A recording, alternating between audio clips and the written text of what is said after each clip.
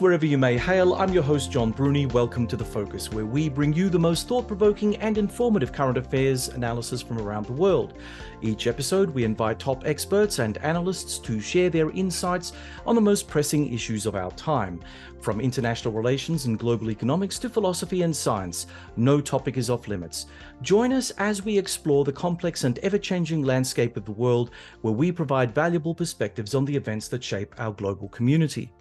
Today we'll be speaking with Damien Kingsbury on his latest book, The Rise and Decline of Modern Democracy, published earlier this year by Routledge. Damien is Emeritus Professor in the Faculty of Arts and Education at Deakin University in Melbourne, Australia.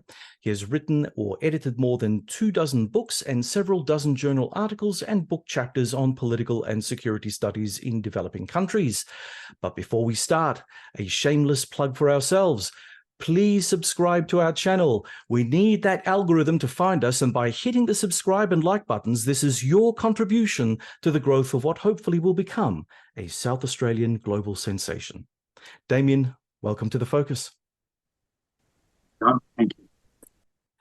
Damien, I'll start off with a quote from your book, The Rise and Decline of Modern Democracy. Democracy is in global decline. Fewer countries are democratic and fewer people globally live in substantive democracies. Autocracy is now the dominant political form, and the future looks at best challenging for the retention of such democracies that remain. Damien, this is a rather bleak assertion. It certainly suggests a permanency in the apparent rise of autocracy. I mean, for years, people have often lamented the lack of a benevolent dictator to overcome social and economic contradictions and inequities, suggesting that our political processes are either too weak or encumbered by bureaucracy, corruption, and elitist collusion to give us the peaceful contentment we all aspire to live in. Is this what we in the West are seeing, our desire for a strong leader to override minority sentiment and non-representative interest groups, or is there something much deeper to all of this?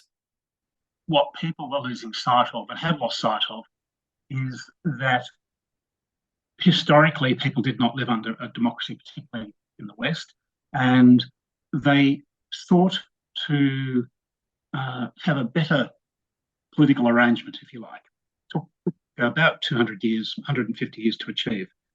Finally achieved it, and they said, we've got this thing, now we can stop worrying about it, we can stop thinking about it, wash our hands and let it work for us. Now, democracy doesn't work like that. Democracy only functions if its constituents are actively engaged, okay? And what we've found is in Western democracies in particular, constituents are not actively engaged. They're very passive. And this passivity has allowed democracy to be used in ways which many people feel uncomfortable with. That's one element of the problem. What we need to understand, though, is democracy rose as a consequence of a set of social and economic conditions. Essentially, there was a change in capitalism in which people who own capital, the money holders, and for want of a better term, the elites, and I mean this in the genuine sense of the term elites, found their interests being challenged, often by revolutionary forces. Now, what they thought they could do would be to buy off some of the revolutionary sentiment by granting political concessions. And these were piecemeal. They didn't reach their full flourish until the 1920s. So democracy, as we know, it's really quite a recent phenomenon. It doesn't have a long political history. So these concessions were granted. The vote, franchise for the vote was expanded and grew over time. And it allowed for competition over interest groups or between interest groups to channel their differences through a regulated process, and that is elections and the contest around elections. That worked well for a while. There have been a couple of problems, though, which have undermined that. The first of which is since the late 1970s, there's been common commitment around a universal economic paradigm, which is neoliberalism. And neoliberalism has produced growing gaps in wealth, inequality. And that has tested many people, who, particularly those without wealth, the people on the bottom end. And they're the ones who right now are very angry, are looking for simple answers, simplistic answers. And these are the ones who are often clamouring for a strong leadership. The other issue which has occurred, which perhaps isn't paid enough attention to, is that if we see democracy being essentially an outgrowth of the Industrial Revolution, the organisation of people into large working groups, the spread of language, education, standardisation of language and education, and the forming of knowledgeable people around political ideas, what we're going through now is a new form of industrial revolution, a technological revolution. And people say, yes, well, we've got social media, we've got the internet and so on. What most people don't understand is that the way in which global finance operates has radically altered in the last 20 years. The accumulation of capital, in particular countries, by very small groups of people, and the rapidity of the movement of capital, the way it can move in and out of countries rapidly, has fundamentally altered the nature of economies.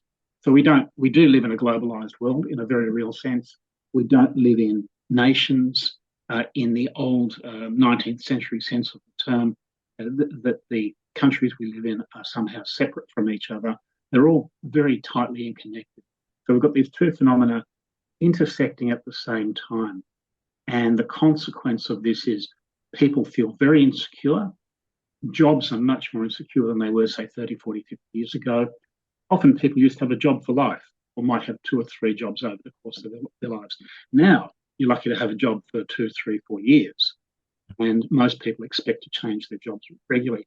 So there's insecurity, the growth of what's known as a precarious citizens who have a precarious grasp on the certainties of their lives, on employment, housing, education, even sometimes nutrition. People struggling to meet all of their costs, and they cut corners. These two factors have come in at the same time. They're intersecting with each other. They've created this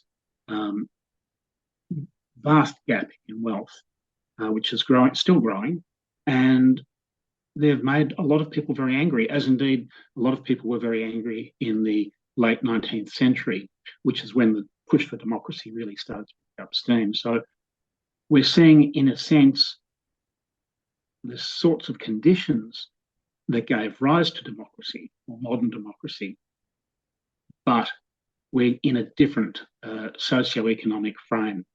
And what we're seeing now is that democracy, as we know, is being dismantled, and autocracies are on the rise. Democratic countries, or countries which have claimed to be democratic historically, are becoming less so. Their democracies are very less healthy than they were. The United States, of course, is a classic example of that. But France almost elected a neo-fascist president, for example. It came very close. Germany, you've got the rise of the radical right. Spain, Greece, Italy has a neo-fascist prime minister. Brexit in the UK was a consequence of this sort of phenomena, where ordinary, what used to be called working people, are angry and they want fundamental change. And all of this conspires against liberal democracy as we knew it. It's creating a new political form, but we don't yet know what that shape is, what the shape of this new political form is. Damien, just upon hearing all the things that you've just said, and we're going to be drilling down into some of those issues a bit later, but, when you talk about democracy, over time, democracy has changed. It's sort of evolved, it's grown or contracted or shrunk, or it's done whatever it's done. But from your perspective and the perspective of the book that you've written, when you mention democracy, what is your definition of democracy? Is it a full plurality of all interest groups? Is it a bicameral parliamentary system? What exactly is it that is your benchmark, your baseline? Yeah, and that's a really good question, because the term democracy, liberal democracy, is thrown around without people reflecting. And indeed, democracy is claimed for political systems which don't meet the conventional criteria for democracy. Yeah. So we do need to be clear about what we mean. Free and fair competitive elections is absolutely rock basic to democratic process. Alone elections are not enough. They do not guarantee democracy as such, but they are, as they say, a necessary but insufficient element. Elections devoid of fraud. Now, in most established democracies, that's the case, but in many electoral processes around the world, we find that fraud actually does play a role in political outcomes or electoral outcomes. I mean, more often I prefer to talk about electoral processes rather than democracies as such, simply because elections are, as I say, necessary but not sufficient. There needs to be a broad suffrage for electoral processes to have validity as a democracy, and that still holds true in the Western democracies, that there is generally broad suffrage. But again, in the United States, we're seeing suffrage being restricted. The different states have different rules around who can vote, in what conditions, circumstances. So people who serve prison sentences, people who live in particular areas, and indeed even the drawing of electoral boundaries, which is, in Australia, for example, is done by an independent electoral commission. In the United States, it's done by state legislatures. So you see fundamental challenges to the notion of suffrage, of equal participation in the electoral process. Of course, you also need things like, and this is basic, but freedom of speech, freedom of assembly, and freedom of association. Now, we take that again for granted, but in many countries, speech is not free. It is actually tightly constrained, very much limited. There are many things you can't say. You can't speak, for example, in some of Australia's neighbouring countries about religion without running a very high chance of being prosecuted for that. Assembly, and even in Australia, we're finding assembly is being restricted. That we now have to seek permission to hold protests or demonstrations. 20, 30, 40 years ago, that wasn't the case. You might notify the authorities of an impending protest. You didn't need to seek permission. Seeking permission for assembly is a fundamentally anti-democratic step, and that's happening in just about all democracies at the moment. And of course, association. And again, we have not so much restrictions yet, but there's limitations on certain groups. Again, in Australia, most of those groups would be regarded as bordering on criminal, having, for example, terrorist associations and so on. But we have seen in Australia, for example, in the 1950s, an attempt to outlaw the Communist Party. Now, you might say, well, the Communist Party is not democratic. The point is, it's a political party legitimately representing the views of a group of people. If you don't agree with it, that's one thing. Outlawing it, banning it, is quite another. We've just seen in Victoria the ban on the flying of Nazi symbols and flags, a ban on Nazi salutes. Now, I don't personally disagree with that, but again, it's a restriction on political activity, and one has to ask the question, this is the beginning of a slippery slope. So freedom of speech, freedom of assembly, freedom of association are fundamental. Elected governments have to have the effective power to govern. Now, you might say, oh, we elected government, of course they can govern. What if they are beholden to powerful industries? Industries which can actually withdraw economic activity or grant economic activity and thereby shape the economic environment in which a government operates. What about the major media organisations? News Limited, for example, controls over 60% of the Australian media market. That is enormous influence. So clearly, a government having effective power to govern independently without external influence or interference is fundamental to having a substantive democracy. Those criteria are what's referred to as an expanded procedural minimum. Now, that's jargon, I get that. But a procedural minimum is essentially just elections. An expanded procedural minimum is elections plus those other qualities. Now, I'd say if you don't have all of those qualities represented in your democracy, what you have is an electoral political system, but not a democracy as such. Well, speaking of ideology, how has the narrowing of political differences between left and right pushed people into thinking that they're being excluded from the political process? And we mentioned that as one of the precursors of this discussion. People feel alienated, they don't feel empowered, but the political party process in democracies have added to this sense of being part and parcel of interest groups, the very interest groups you just spoke about. I mean, many of which now are unlike they were, say, or how they were confabulated, say, 30, 40 years ago, where there was genuine competition among groups, where not one dominated the rest. Now monopolies are entering the fray and are being legitimized, which means that party politics seeking funding for certain activities will approach extremely powerful groups and be almost captured by them. I mean, there is no other option. There is News Limited and then what? A couple of underpaid independent media outlets? I mean, that's just not going to cut the mustard, right? So again, you've got both parties competing for the same amount of gravy from a monopolistic position, economic position. It is only natural that the people will feel, well, hard done by, right? No, absolutely. It's worth keeping in mind that when you talk about interest groups, and I'm old enough to remember when trade unions were still powerful in Australia. I mean, now they represent less than 20% of workers.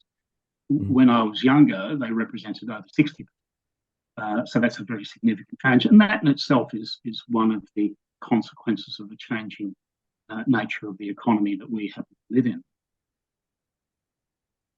They were referred to as an interest group as unrepresentative, that their actions were destructive, and so on and so forth. Now, depending on your political or economic interest, that may well have been the case. But if you were a union member or from a union family or working in a blue-collar job, they were representing your interests. And indeed, the Labor Party in most countries was an outgrowth of the labour movement, of the union movement. So the fact that unions still have a significant role in the Australian Labor Party, for example, and in other Labor parties, is to be expected because that's their origins. That was the interest group they represented. The alternative interest group was capital, and that in Australia is represented by the Liberal Party, the Menzian Liberal Party. Farmers and agricultural workers tended to be represented by the Country Party, or now the Nationals, and so on.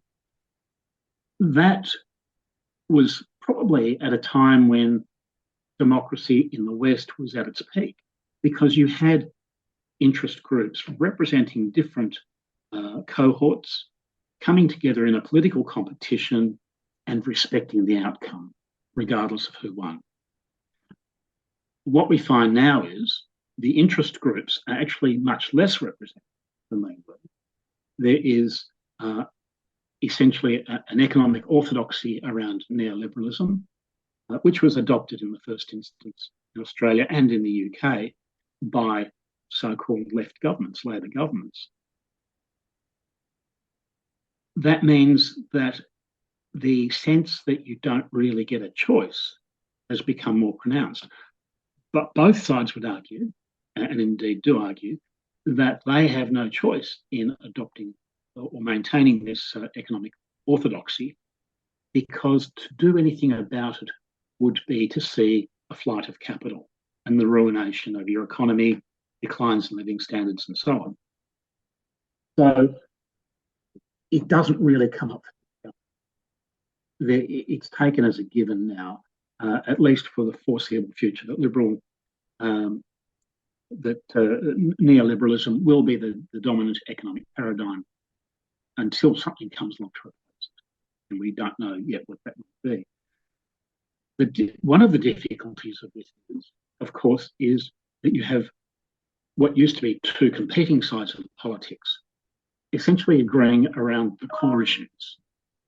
Now, that means that ordinary workers who feel left out, ordinary people who feel left out, are in fact being left out because they're not being presented with an alternative. The other problem with that is that it means that what used to be the right of politics, which would traditionally argue for smaller government, less spending, fewer restrictions on trade and so on, is now finding that ground equally occupied by what used to be the centre-left. So the centre-right is saying, how do we now appeal to an electoral cohort? And the only way they've been able to do that is to shift further to the right. And that's occurred in Australia to some extent, but in the United States, very significantly. In Europe, absolutely. In Germany, France, Spain, UK, and so on. And the consequences of that are we're seeing the resurrection of populism, that is, political leaders appealing to this alienated group of voters, saying, I will restore the good old days.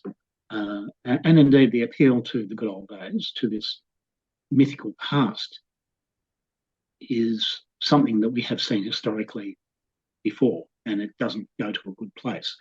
It means that people start clamouring for this return to something which in many cases never existed, and certainly not for them or their cohort. So we're seeing contemporary politics being torn in a few different directions. On one hand, there's agreement around core economic issues. Ordinary voters often feel alienated as a consequence, or increasingly alienated, and with very good reason, because their relative living standards are declining. There's no question that that's happening. On the other hand, you've got people on the right, and in particular the far right of politics, now saying, well, we're going to represent these ordinary people who are being left out, and we're going to attack the elite, so-called, indeed, setting aside the fact that they represent the elites. It's again a common historical method of saying one thing and doing another. But they appeal to ordinary people on the basis of populist slogans. For example, immigration, stopping immigration or cutting immigration, getting out of the European Union, getting out of international trading arrangements, which is what Donald Trump did, and so on. And many of these political leaders are in fact finding that the further they go along that path, the more popular they become. And these are essentially autocratic style leaders, appealing to people on the basis of populism and emotion, not on the basis of rationality and fact, but speaking to a cohort of voters who not only feel, but in fact have been left behind. So, Damien, with the election of Giorgia Meloni in Italy, the Italian Republic hasn't been turned into a fascist republic, well, at least not as far as we can tell. She seems to be behaving by the norms and conditions of normal Italian politics. does that mean that there's some hope for us, that you can don the mantle of being a strong man, woman, whatever, and yet still play to the rules according to what has been set down and what public expectations are? Or are we still waiting for the fascist penny to drop? Is this something that we're just waiting for at the moment, and they're quietly working behind the scenes to overturn the establishment? That's the critical question. When fascism first arose, it arose within the context of democratic norms and behaviours being quite new, or indeed not really existing in many places. So the rules of the game were not established. The idea that you didn't punish your opponent, that you accepted electoral outcomes and so on, none of that was established. So without that being established and having strong populist leaders drawing on this sort of base of support from people who were angry and alienated, produced a particular outcome at a particular time. With Georgia Maloney and indeed Donald Trump and some others, what we see is the rise of these types of leaders drawing on parallel qualities, parallel circumstances, if you like, but having to respond in ways which reflect the evolving political environment that they live in which the norms and rules of political behaviour are much more well established, where codes of conduct in a broad sense of the term are much more constraining on what political leaders can and can't do. It's also worth keeping in mind that when fascism arose in the 1920s in Europe, it didn't burst onto the scene fully formed. It took several years to create itself. Nazism in Germany was a political actor, if not a force, for many years before it became significant parliamentary terms. Fascism in Italy evolved over the 1920s before it became what we know to be now classical fascism. It didn't start out that way. So the two qualities are the circumstances are different. I think that what people expect, the greater education of, broadly speaking, of voting people globally, and the rules which have been put in place over the past century, approximately, mean that the circumstances that strong populist leaders are now dealing with are very different to those of the 1920s, 30s. What that means is we may see the evolution of political styles which are still autocratic or tending towards being autocratic, but are not replicas of something that occurred a century ago. So I don't think we're going to see a replica of fascism or Nazism or anything like that as we experienced it 90, 100 years ago. Back in those days, yes, there were a lot of people who were discontent and they didn't like the political process as they saw it. They were disrupted because of the massive industrialization and economic growth that was taking place in traditionally agrarian societies. It was all very confusing to most people, and that anger was channeled by a lot of these sort of right-wing parties. But now we're seeing something totally different. We're seeing it in America, in Europe in particular, in Japan, and arguably maybe not so much here in Australia, but we're seeing something a little bit more different. And I think we can discuss that a bit later as well. But what we're seeing is there is a general aging and declining cohort in our populations that strong government seems to appeal to. Many of the people who carp and complain about the way things are moving too quickly, it's all too much, it's all information overload, or the young people aren't doing this and doing that. You're getting this massive grey cohort in all of our traditional electorates. Their ability to rally around a flag or a bundle of sticks or anything like that is very limited, to say the least. Whereas back in the olden days, many of the people who flocked to the fascist colours or the Nazi banner or whatever, they were young, they were capable, they threw their entire lot in if they were that way inclined. And the same goes for the opposite side of politics in the Soviet Union. You know, so when we look at autocracies and we look at young populations, the propensity for internal and external violence goes up. But when we're now looking at a world where the people who are the most likely to support autocratic leaders, or people like Donald Trump, for instance, are in their late 60s, say, early 70s, maybe 80s, you know, what does that say about where we are in terms of the protesting? You know, it doesn't have a lot of steam to it, not really, not in the same way as it did, say, midway through last century. Nationalism didn't exist as an idea largely until the late 19th century. So you have the rise of nationalism on one hand and democracy on the other.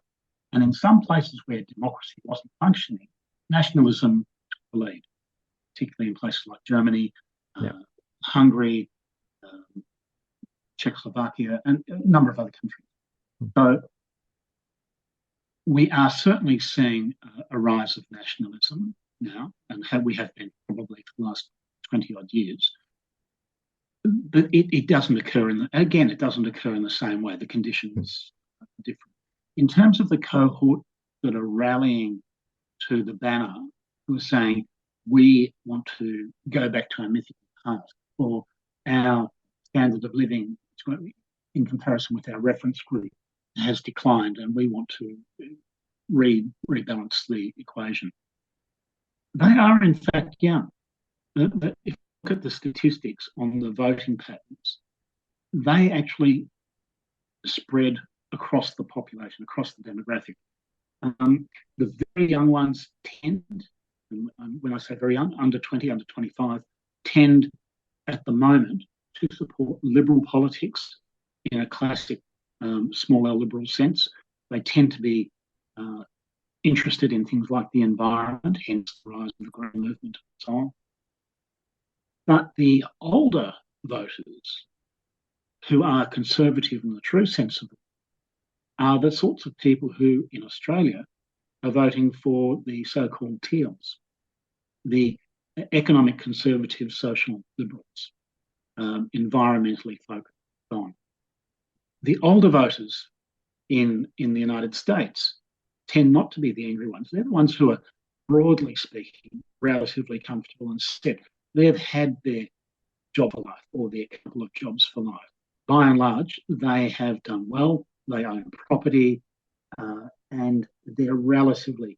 Now, this is not an absolute, of course. It's all phrased around the edges. The people who are upset at the moment are those who have had a house and lost it, can't get a house, can't buy a home, who live in rental accommodation that is increasingly unaffordable and which is of increasingly poor quality, who have job insecurity, who are disconnected from larger society other than through, of course, social media. Mm-hmm. And social media, again, plays an important role in this in terms of the circulation of these types of ideas. Mm. If you look at the big divide these days, of course, is it's not around age, indeed, or even income. It's around education. The more educated tend to be the ones who are satisfied, who tend to be conservative in the sense of things are okay. We want change, but we want graduated, safe change because it works for them. You know, that their lives are largely okay. The ones who are struggling, the ones who have insecure employment, who have often very poor income jobs or no jobs at all, who have insecure work, who can't find a home or secure home and so on, tend to be less educated. They're the ones who are most vulnerable, most susceptible to populist claims by so-called strong politicians. You know, I'll build a wall and keep the Mexicans out, and all of the other immigrants that are coming from Latin America. In Australia, we've had this. You know, 20 odd years ago, there was a fuss about Asian immigration. Then it became Muslim immigration, and so on. So, but the people who respond to that aren't the people who are comfortable, not the people who are educated, have secure jobs, or who are at that point in their life. where they don't feel threatened. It's the people who are probably past the first flush of youth and who are maybe starting a family or have started a family, but are facing some really hard choices about how do I keep my job? Where do we live? How do I put my kids through school? And these are people who are not educated themselves. You know, very often they haven't completed high school, certainly haven't gone to university or other forms of higher education, and they're the ones who are angry and feeling displaced. Yeah. On our last episode, we spoke to writer and journalist Thomas Fazi discussing the permacrisis we seem to be living in, the seemingly endless series of multiple simultaneous crises, from war to pestilence and disease to climate change. Surely in such an environment, public uncertainty about what constitutes the truth and concurrent high public anxiety and discontent can only whip up a political environment based on fear and hysteria, an environment rife for the likes of public figures promising solutions to complex problems. This must be the dagger at the throat of democracy everywhere. Yeah, well, it's absolutely. And what you're talking about is referred to as the poly crisis. That is, we're talking about, especially since the global financial crisis of 2008, which, interestingly, the elites, the genuine elites, the people who actually control the money, got very much richer. Even though the economies globally collapsed, the way in which governments came in to save their economies ended up enriching the people at the top and making life even more insecure for people at the bottom. So, yeah, since then, probably before then, but certainly since 2008, there's been what you would refer to as a polycrisis. We've had, obviously, COVID, health scares. We've been told to expect more of that. Yep. We have wars breaking out. The unipolar moment of the 1990s in the immediate post-Cold War period is long gone. We now have a multipolar world. China is a powerful actor in the way it wasn't 20 or 30 years ago, and it's not always benign. Russia is trying to reclaim some of its lost greatness, again, with a populist strongman leader who says, I want to make Russia great again. And he's prepared to go to war over that to make that point. And we're certainly seeing a much less stable world. You know, multiple centres of power. Power is much more fragmented. The agreements around the world order, if you like, has largely been thrown out. And all of this enhances the sense of insecurity. So you have this backdrop of insecurity. Everything is changing at increasingly fast rates, as largely as a consequence of technology.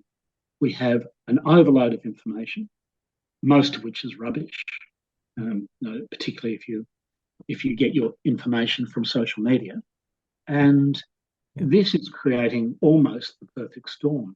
Now, again, I don't think we're going to go into some cataclysm. I don't think we're not at a revolutionary stage or anything like that.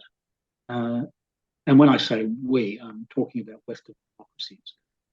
But these are certainly stressing the quality of our democracies. And we are seeing qualitative decline in our democracies. There's no question in terms of restrictions on information, lack of transparency and accountability, bending or breaking the unwritten rules of democratic processes, and so on. Now, we've just seen Donald Trump in the last 24 hours or so talking about punishing his political opponents.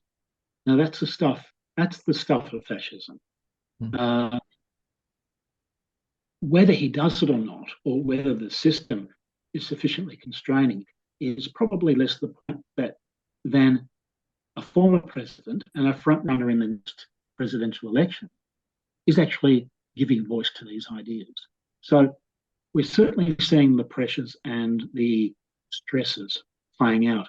We may not abandon what we call democracy, but we may change it over time in such ways that when we get to some far point, we look back and say, this doesn't resemble what we had in, say, 1967, 1968, 1965. And indeed, if you go back to some of the forerunners of the idea of, for want of a better term, the end of history, Francis Fukuyama, who took his ideas from a European scholar. That European scholar was very influential in the formation of the European Union and saw the European Union as the answer for Europe's problems. Francis Fukuyama put a different twist on that and said, okay, we're at the end of history. It's going to be liberal democracy and laissez-faire capitalism. But we now know that that's not the case. And I think that even now, when we look back on that period, we're in a very different place to that which they were commenting on in the 60s, 70s, and 80s, and particularly the early 90s. Where we'll be in 20, 30, 40 years' time is up for grabs. We still may have elections, electoral politics, as I started with, but it may not have the qualities that make it democratic. You know, if we bring it back closer to home, in Australia, we recently saw the defeat of the Voice National Referendum, a very large and complex exercise in democracy. Conservative voices hailed this as a majoritarian victory in their struggle against minority group politics, a position celebrated by noted international conservative commentator and writer Douglas Murray. What was your impression of the Voice referendum? Had the referendum been better waged on the pro side of the equation, or had the national economic concerns not been such a feature during this time, do you believe that the outcome would have been any different? I mean, we can talk about the appeal of dog whistle racism among white and non-Indigenous immigrant communities, but what of the notable plurality within the Aboriginal communities themselves, with some of them voting against the referendum? Were their voices illegitimate, uninformed, or simply wrong-headed? And can we make such judgments about people's voting patterns in a democracy? Yeah, but very much. My first observation is that the yes vote achieved around 40% vote was, I think, actually a pretty remarkable outcome, not in a negative sense, but in a positive sense. It could have been much worse. We know historically that referenda, which are not supported by both parties, not bipartisan, don't get up, they don't succeed in this country. So that doomed it from the start. And of course, there were voices, largely at the margins, which put what they called a progressive no case, saying, we don't want a voice, we want a treaty. We don't want 70%, we want 100% or 110%. Now, my view, of course, is that if you don't get a voice, you've got Buckley's chance of getting a treaty. But the real problem, I think, that the Voice referendum process revealed about Australian politics was that you didn't have an opposition leader saying, we don't support this for these simple, rational reasons. You had an emotional campaign which bore very little resemblance to truth, to actual verifiable facts. And it was driven by nonsensical claims about High Court challenges and so on. But it was done in such a way that it appealed to this cohort that we've been referring to, these people who feel left out, who feel disconnected, who feel hard done by, who feel that their circumstances are declining relative to their reference group. And they thought, and I've spoken to many of them, believe me, they said to me, we don't want Aborigines being privileged over us. And that's the way it was framed. It was never about privileging Aborigines. It was about giving them the opportunity to put forward ideas about how they could better be included in decision-making about their own future. But the way it was understood was this was privileging this group over and above other groups which already feel that they're being left out, which already feel that they're losing out in the race of privileges, that they're the group that keep on getting left behind. And this was one more very substantial nail in that coffin. And that's why so many people voted against it, because they were being fed misinformation largely about what the voice actually would represent. But so many of them were angry because of what they saw as privileging of one group over the rest. And that's what really finished it off. Mm.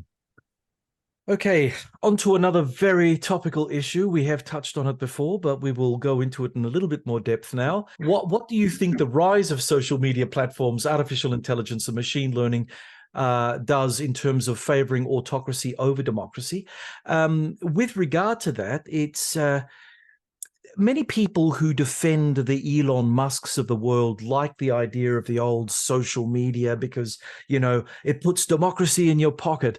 If I'm having a beef with someone, I can tweet it out there and, you know, have my opinion, and it gives me that immediate dopamine rush that I've said my piece, now bugger off, you know, until the next time. And I think that many people think that somehow these devices and access to them allow greater immediacy of democratic impact. What are your thoughts on that? Yeah, okay, that's good. Let's break that down very quickly. Artificial intelligence, I don't think we know where it's going yet. It's such a new field, and it is continuing to develop and expand all the time. So anybody who says they know where this is taking us, I think, got insights that in terms of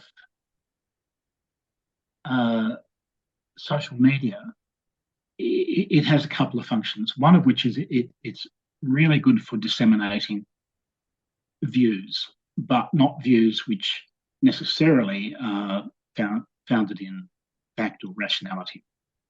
So, you know, we see memes being used in place of rational discussion. Now, that's not a bad thing in itself. I mean, in a way, what it replicates is holding up the placards that you saw at demonstrations 50 years ago, or people getting on soapbox 50 years ago. The difference is then a person standing on a soapbox, if you've got an audience of 50 people, you'd be doing well. Mm-hmm. If a person at a rally held up a placard and more than 10 people read it and paid attention to it, they'd be doing well. Now, you automatically potentially have access to thousands, tens of thousands of people. And what grabs attention and tends to get circulated most is that which essentially pokes you in the eye, which is attention grabbing. So the more extreme, the more outrageous, the more provocative, the more compelling in many ways the message, the more it's likely to be circulated and to imprint itself in the minds of its audiences. So that is a fundamental change to how we communicate. Whether it's democratic or not is a moot point. It is in the sense that if you understand democracy in the Greek sense to be of the demos, the people, yeah, absolutely. Everybody gets a voice and that's wonderful. The problem was in Greek city-states, the demos was maybe 300 or 400 people, and they would cast their ballot with a black or a white stone in a jar. We don't, you know, we're talking about political communities of millions of people. We don't get to put our black or white stone in a jar. Not all ideas are equal. Mm. I mean, not all ideas are equal.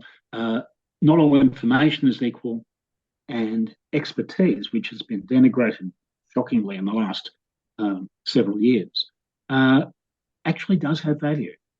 And there is actually something called truth. And we know it's truth because it's verifiable. It's something that can be tested.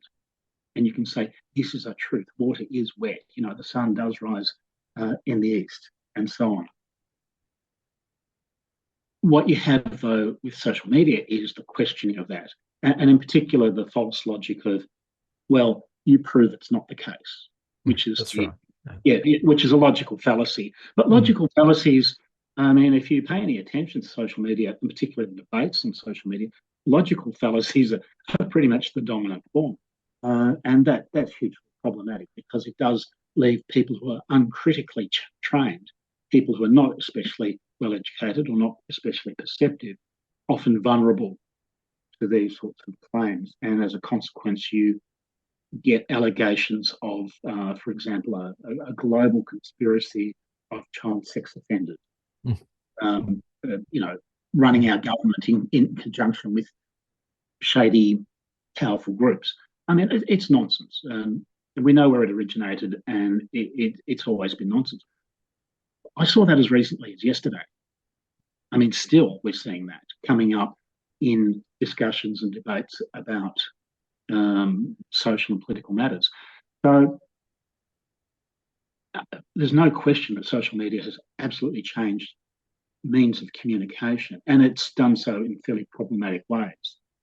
The question is whether the people who run social media can be, for the better term, socially responsible, and to pay attention to taking down things which they know are patently false or inciting violence or hatred or whatever.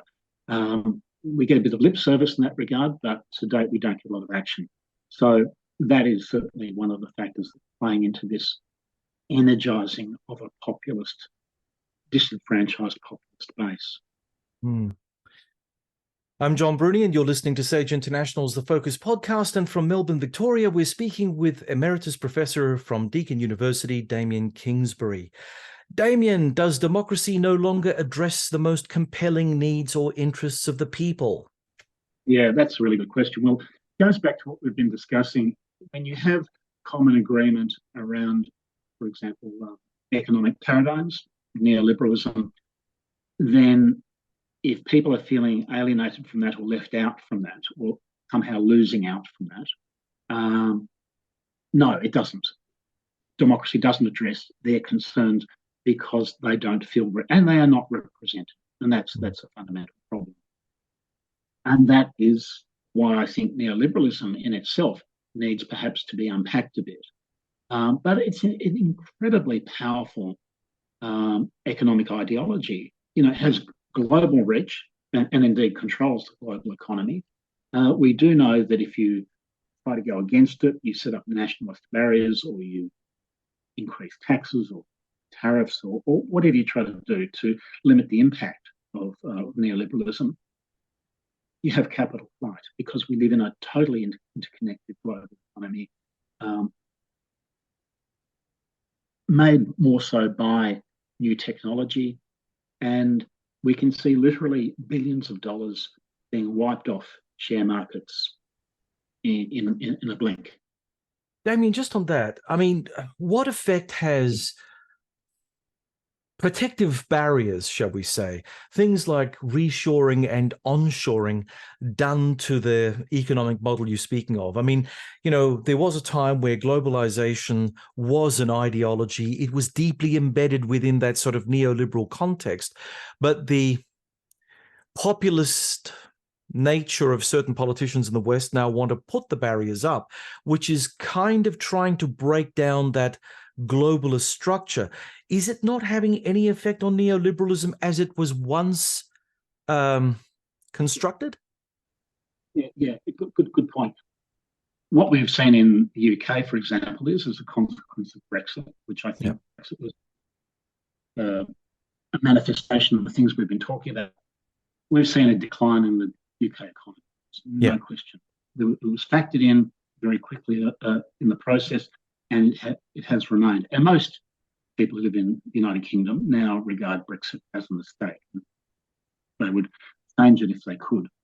In the United States, Donald Trump started to move in that direction.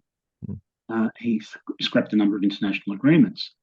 But what we actually saw, and I was checking some of the statistics last night, what we actually saw is the claims made for his economic performance as president were largely in the first year, which were a hangover of the previous administration.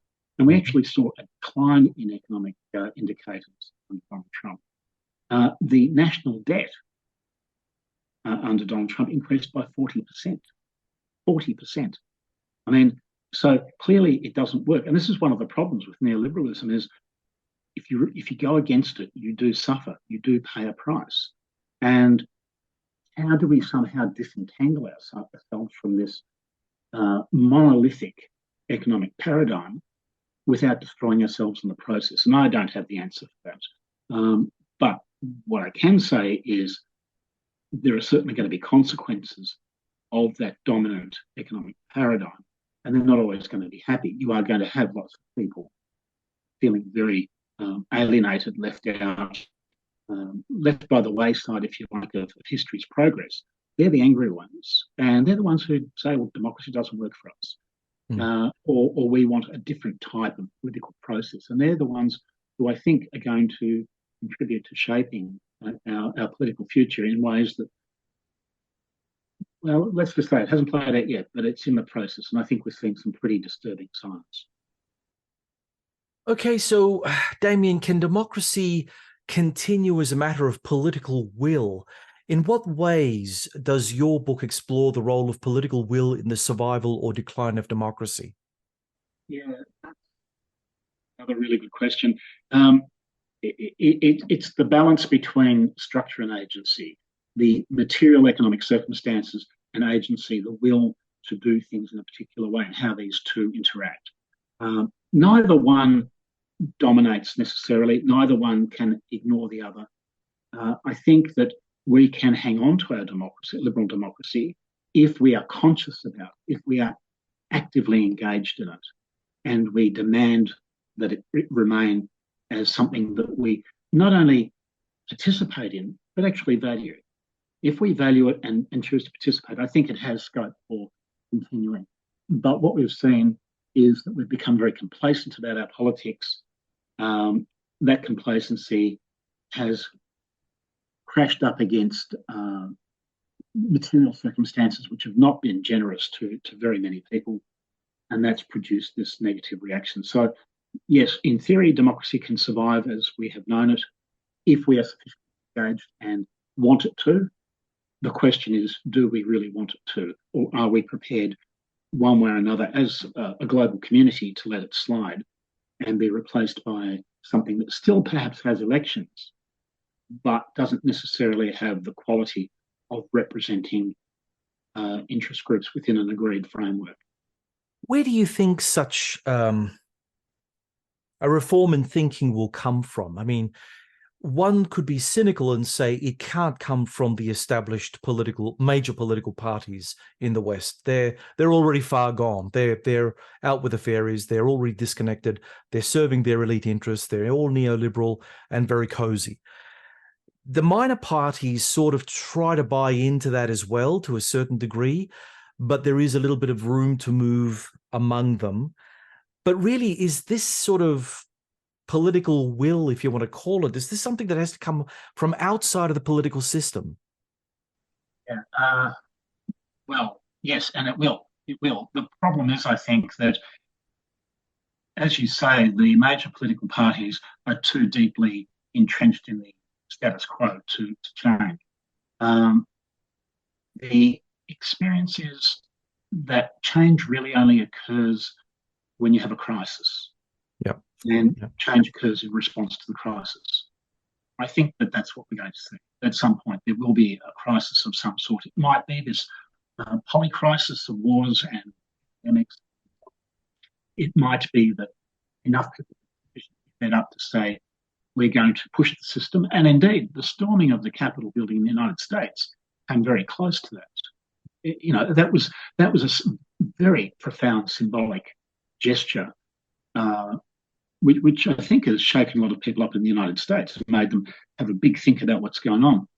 Something like that, bigger, more sustained, more fundamental, it might then break the complacency, but I don't want it. I certainly don't wish it, because I think it's going to make a lot of people very much less happy before it starts producing any potential positive outcomes.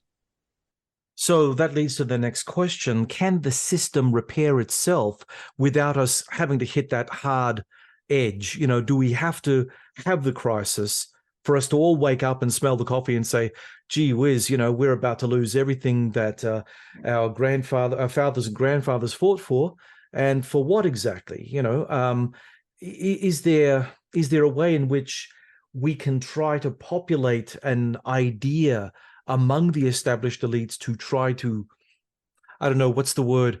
Replenish the political soil, if you like. Replenishing the political soil. In the United States, the term is to replenish the political soil with the blood of patriots. Now, that's not a metaphor. That's a literal statement. It was based on the American Revolution, but it's certainly been given a new lease of life with the events over the last couple of years. And it doesn't. It's not clear that we can genuinely replenish the political soil, that we can give it new life without some sort of fundamental crisis, some sort of challenge. I hope we can.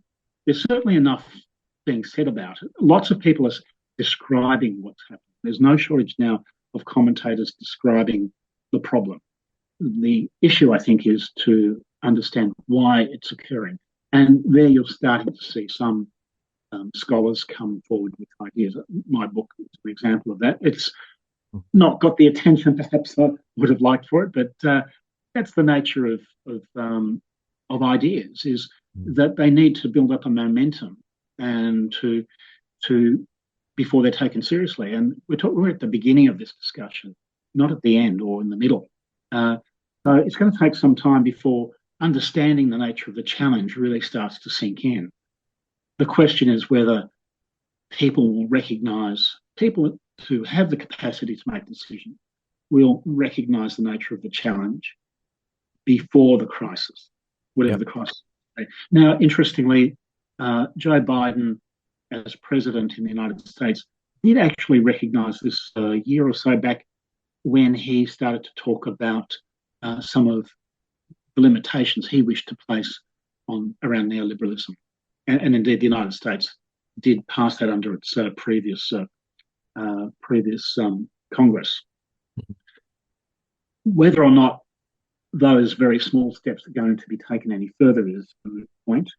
Whether or not in the United Kingdom they say, oops, we've made a mistake, and they beg forgiveness of the European Union and ask to go back is a moot point. The appointment of David Cameron as Foreign Secretary by Rishi Sunak, Sunak being a pro-Brexiteer, Cameron being anti, perhaps we're going to see some movement there. So it's not yet clear what will be the nature of the things which trigger a reaction, but it does appear that we're getting hints of that.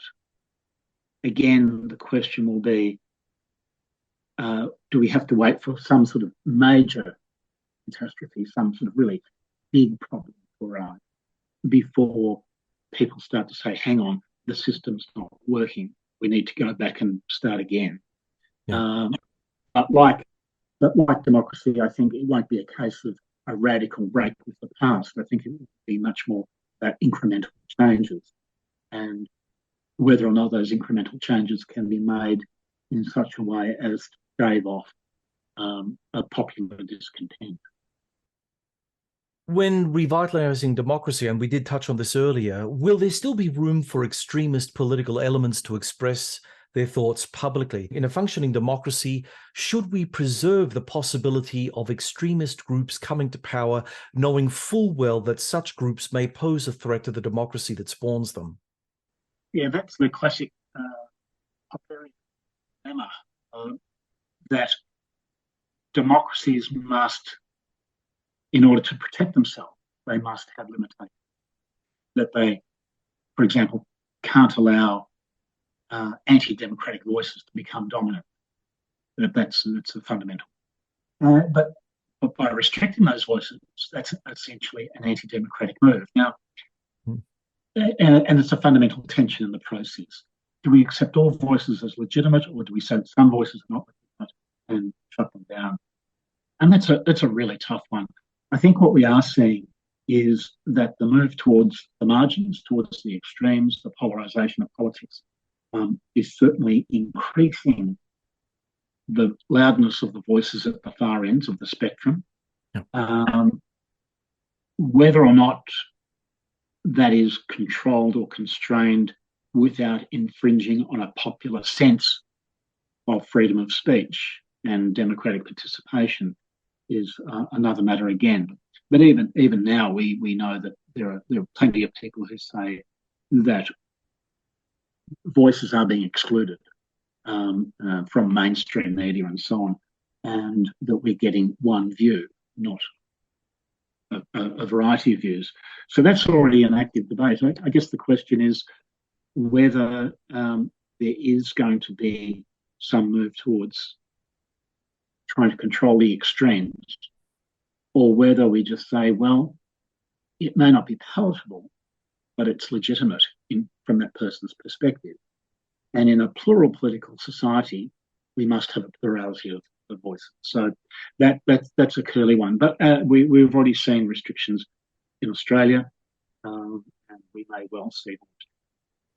Again, it may be one of those things that ultimately means that we have a democracy, but much more narrowly defined, perhaps in ways which don't meet an earlier definition.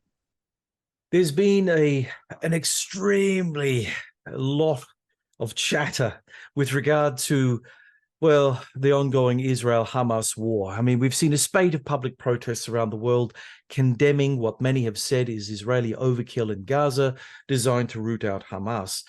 Do ethnic and sectarian voices matter in modern democracy, especially when mass protests over what is happening in countries far removed from local politics can disrupt societal stability to the point of violence? At what point is it incumbent on governments to control these events? And how can this be done peacefully and without undermining free speech? I mean, we give these groups the freedom to protest for wars and social crises that are not of our making. You know, I mean, we're in a free country and we let them go off and do their thing. But, you know, when there are these convoluted struggles like the struggles in the Middle East, there will be ongoing for centuries to come, no doubt, and there will be mired in their local complications. But those local complications often give rise to violence. It's not just an expression of extremist sentiment. It's not even the confusing of, well, what's a Palestinian supporter? What is a Hamas supporter? Do both of them have equal value in a democratic society, protesting and giving ear to their particular views? I mean, I saw a very interesting Piers Morgan. Oh, God help me. I'm confessing my YouTube watching habits now. But, you know, to be fair to Piers, you know, he has given platform to a wide array of people on this war. But when you've got people who deliberately go into these debates notionally with the idea of giving their voice to a free speech dialogue, you get this confused mix of, you know, if you support one side, you're anti the other. If you know, and then people get angry, and that anger can lead to all kinds of other things off air, which we don't, you know, we're not privy to know. But when masses of people, tens of thousands, hundreds of thousands of people protest on these very passionate issues, which are not local issues, they are issues from abroad. They have no resonance with your average Australian, for instance. You know, they may be interested in finding out what the headlines are in parts of the world. How does this all work? I mean, it's an extension of the question that I asked previously, but now we're focusing specifically on multiculturalism and multiculturalism's role in perhaps facilitating free speech, but also perhaps undermining local democracy. What do you say to that? Well, there's a couple of points there. The first of which, we go back to COVID lockdowns.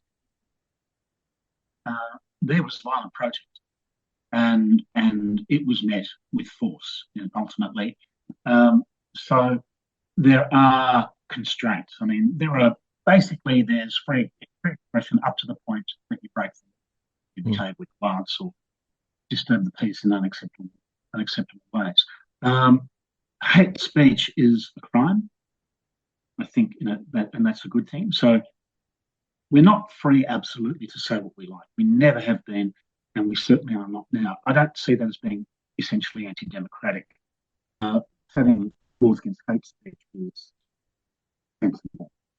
In terms of how global events impact on it and the way in which some elements of our society respond to that, yeah, I mean, the situation in the Middle East, in Palestine and Israel at the moment, is shocking and horrifying, and it is sparking uh, strong emotional responses.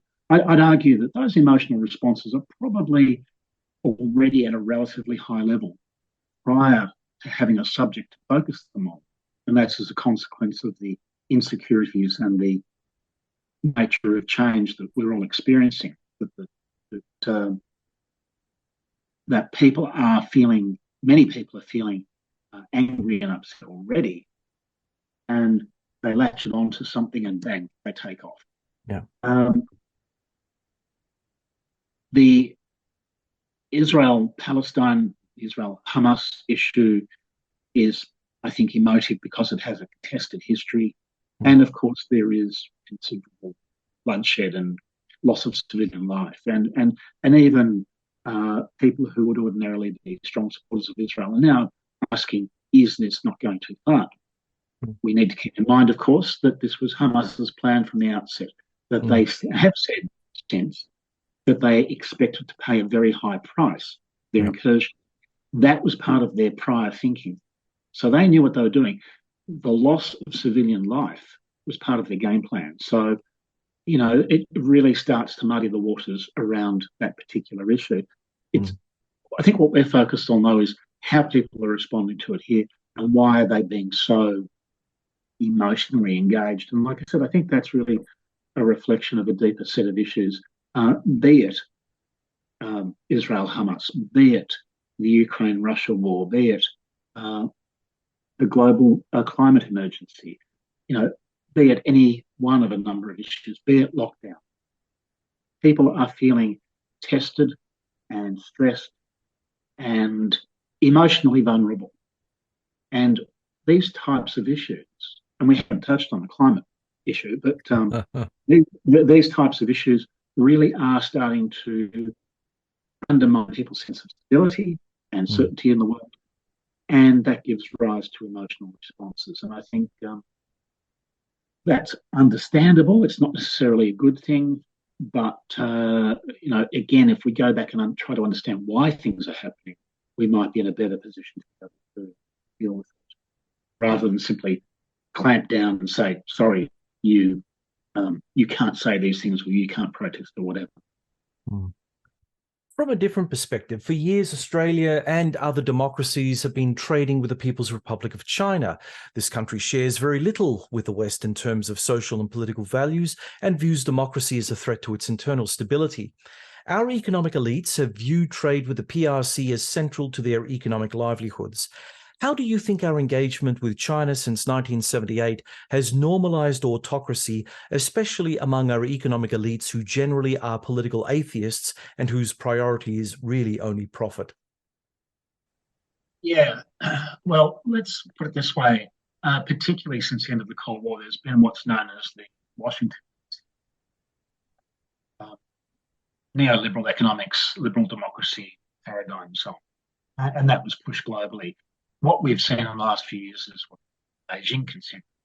And this is actually taking off in the world, where you have strong leadership, you have government-driven economies, so the government steers the direction of the economy, and that's not always a bad thing. Contrary to the neoliberal paradigm, actually steering an economy can produce some very strong economic outcomes.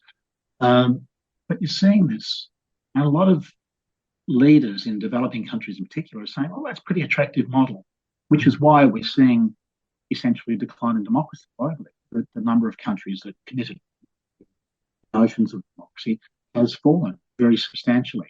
And autocracies are now the dominant political model. It may well be that China is showing us, it's giving us a glimpse of what's in the future. Perhaps not for countries like Australia or the United States or Italy or the UK, but for developing countries, perhaps for India. I mean, India is certainly, its electoral process has been sorely tested by its current government, and its democracy is very thin, if we can even call it that anymore. So it may be that what we're doing is engaging with what is, not what we would wish it to be. So whether or not that's a good thing, or whether we should put away eggs in one basket or not, I mean, when we saw the previous government stepping away from China and doing things that China said it would punish us for. My question at the time was, okay, so what's the plan B? There was no plan B. I think if we are going to have reservations about China, we really need to diversify away and do so relatively quickly, which we've started doing in the last couple of years, but more so.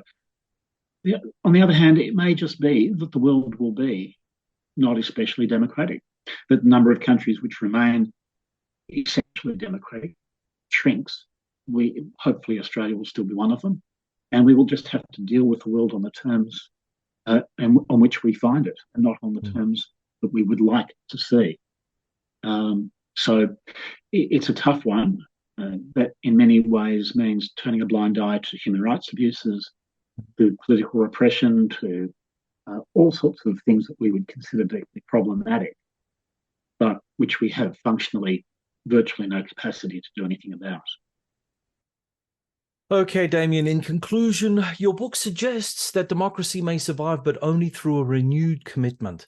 But how can this be accomplished at a time of genuine social anger and skepticism, a plurality of warring interest groups, and the collapse of local and national community? What are your key takeaways or insights regarding the future trajectory of democracy, and how optimistic or pessimistic is your outlook? Yeah, well, education is the key. Always has been, and it always will be. The more people can be educated either through formal processes or through public processes, the more they can engage with ideas in a rational way and examine alternatives. For example, to say, okay, if you don't like the system we have, think about the alternatives. As Winston Churchill said after he lost an election in the 1950s, I believe. And he was asked, so what do you think about democracy now? And he said, it's the worst of all political systems, except for all the others that have been tried from time to time. That's right. Yeah. And we need to go back and say, okay, you think this is bad? Wait till you have an autocratic government. Wait till you have an authoritarian government. Wait till we have a strong leader. And then start talking about what you prefer. And that's when people, when faced with a genuine alternative, start to say, oops, I actually want a voice that will be listened to. I want to be able to participate in a political process.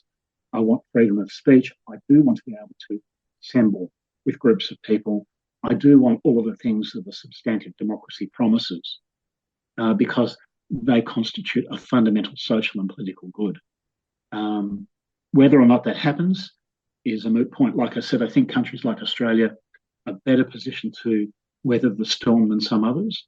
But look, if the United States goes under, and I've got to say it's a question mark at the moment, given the return of Donald Trump as a very likely next president, who knows? It's a really big question, and it may be that this political model suited the times from which it sprang, and perhaps the times have changed, and we need to work out what the next political model is going to be.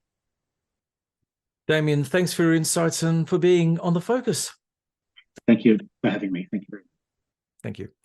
Emeritus Professor from Deakin University and author of The Rise and Decline of Modern Democracy, Damien Kingsbury. You can get his book from all good bookshops and online purveyors of the written word. Now on to you. What do you think about today's topic? Are we in a democratic deficit? Do we need to renew our commitment to democracy? How should this happen? Please leave your thoughts in the comments section below. And to our audience, thanks for tuning into the Focus podcast. We hope that you found today's discussion enlightening and thought-provoking. If you have any comments or questions, please feel free to reach out to us on social media. You can find the Focus on Facebook, referenced on the John Bruni and Sage International LinkedIn pages, and on Twitter, or on the Sage International website, sageinternational.com.au, by clicking the Media Center drop-down menu and hitting podcasts. Don't forget to subscribe, hit the like button, and or leave us a review on your favorite platform. My thanks to our stalwart production team of Malcolm Hughes and Neil Smart, and to the team at the Ozcast Network. Join us again next time as we continue to delve into the most pressing current affairs issues of our time. Until then, stay informed and stay engaged. I'm John Bruni, and from Adelaide, South Australia, you've been listening to The Focus.